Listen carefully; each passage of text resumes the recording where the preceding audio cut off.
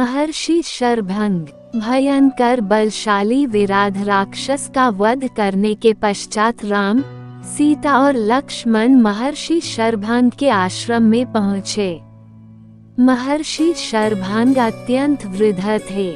उनका शरीर जर्जर हो चुका था। ऐसा प्रतीत होता था कि उनका अंतकाल निकट है। सीता और लक्ष्मण सहित राम ने महर्षि के चरण स्पर्श किया और उन्हें अपना परिचय दिया। महर्षि शरभंग ने उनका सत्कार करते हुए कहा, हे राम, इस वन प्रांत में कभी कभी ही तुम जैसे अतिथि आते हैं। अपना शरीर त्याग करने के पहले मैं तुम्हारा दर्शन करना चाहता था, इसलिए तुम्हारी ही प्रतीक्षा में मैंने अब तक अपना शरीर नहीं त्यागा था।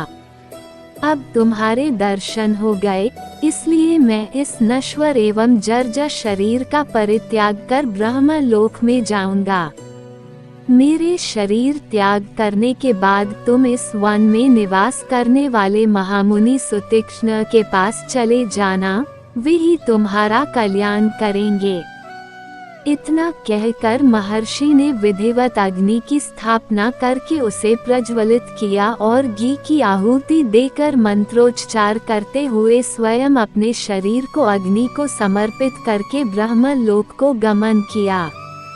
महामुनि शरभंग के ब्रह्मलोक गमन के पश्चात आश्रम की निकटवर्ती कुटियाओं में निवास करने वाले ऋषि मुनियों ने वहां आकर रामचंद्र से प्रार्थना की, हे राघव, क्षत्रिय नरेश होने के नाते हम लोगों की रक्षा करना आपका कर्तव्य है। जो हमारी रक्षा करता है उसे भी हमारी तपस्या के चौथाई भाग का फल प्राप्त होता है। किंतु दुख की बात यह है कि आप जैसे धर्मात्मा राजाओं के होते हुए भी राक्षस जन हमें अनाथों की तरह सताते हैं और हमारी हत्या तक कर देते हैं। इन राक्षसों ने पंपा नदी और मंदाकिनी नदियों के क्षेत्रों तथा चित्रकूट पर्वत में भयानक उपद्रव मचा रखा है। उनके उपद्रव के कारण तपस्वियों के लिए तपस्या करना ही नहीं, जीना भी दूभर हो गया है। ये समाधिस्थ तपस्वियों को मृत्यु के मुख में पहुंचा देते हैं।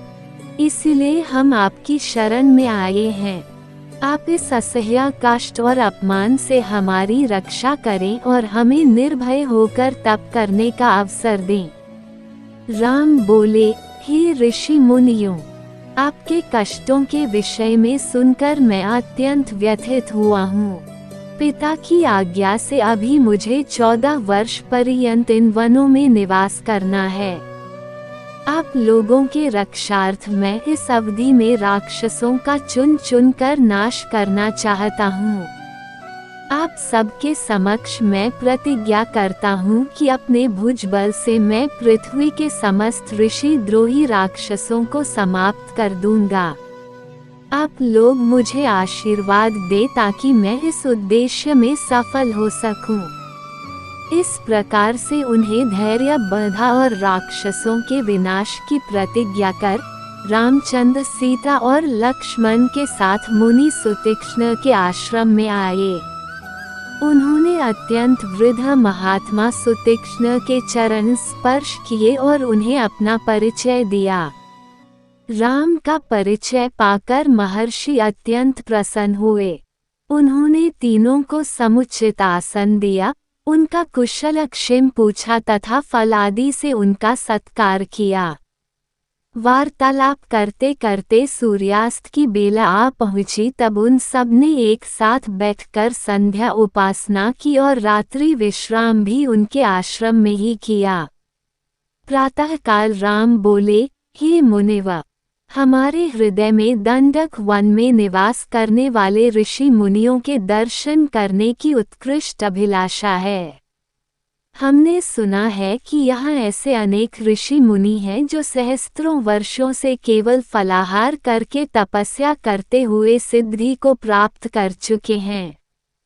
ऐसे महात्माओं के दर्शनों से जन्म जन्मांतर के पाप नष्ट हो जाते हैं। इसलिए आप हमें जाने की आज्ञा दीजिए। महर्षि सुतीक्ष्ण ने आशीर्वाद देकर प्रेमपूर्वक उन्हें विदा करते हुए कहा, हे राम, तुम्हारा मार्ग मंगलमय हो। वास्तव में यहाँ के तपस्वी असीम ज्ञान और भक्ति के भंडार हैं। तुम अवश्य उनके दर्शन करो। इस वन का वातावरण भी तुम्हारे सर्वथा अनुकूल है।